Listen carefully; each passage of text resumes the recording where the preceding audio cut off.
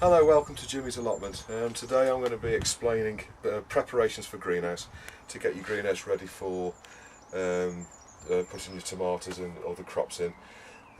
Just to explain, these raised borders, this entire greenhouse sits on slabs, so I've got no sort of open to the ground for any weeds or anything to come in. And these boxes here, which I've found is the most successful way of growing most things, are basically made up of a sort of 1.25 inch or sort of 40 mm in metric planks, which I've managed to salvage.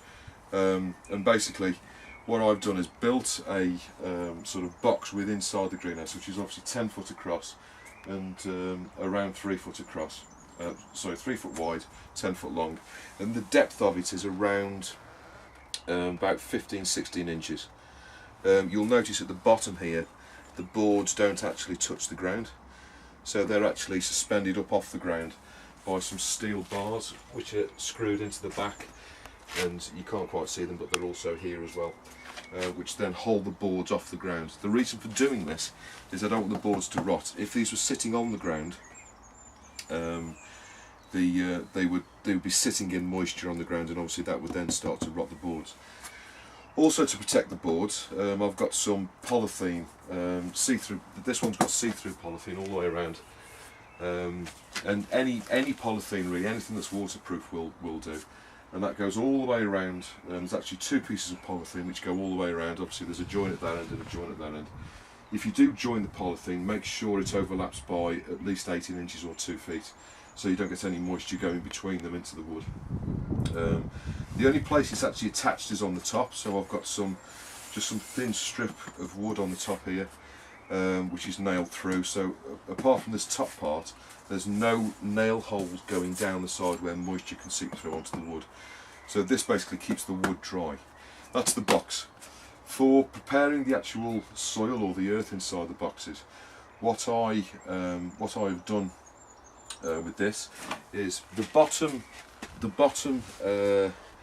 about 8 inches of the border is chicken manure, and that's full in there. So actually in here there's probably about half a ton of chicken manure, and that's well rotted chicken manure. Above that there is grass cuttings taken straight from a lawn mower, fresh grass cuttings, and there's about sort of 3 or 4 inches of that on top of the muck, and then on top of that there's normal loam out of the garden mixed with some more well rotted chicken manure and some potting compost, some cheap potting compost, just to help with the moisture retention of the ground.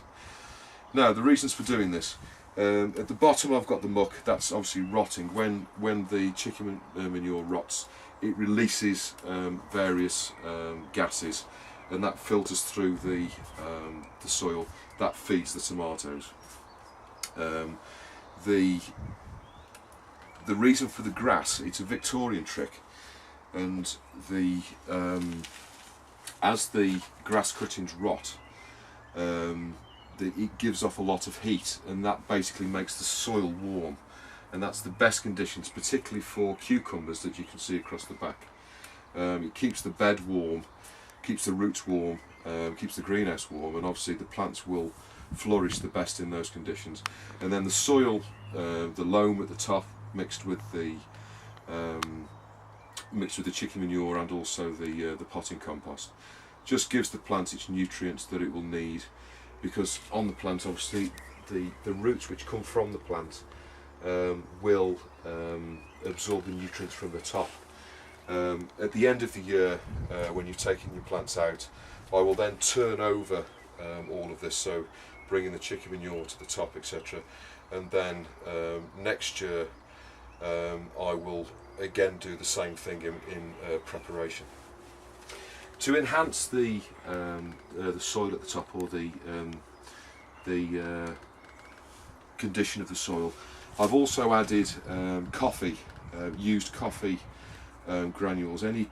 Most coffee shops will actually happily give you the the coffee granules that they've used, and this is good for putting in the soil and conditioning the soil.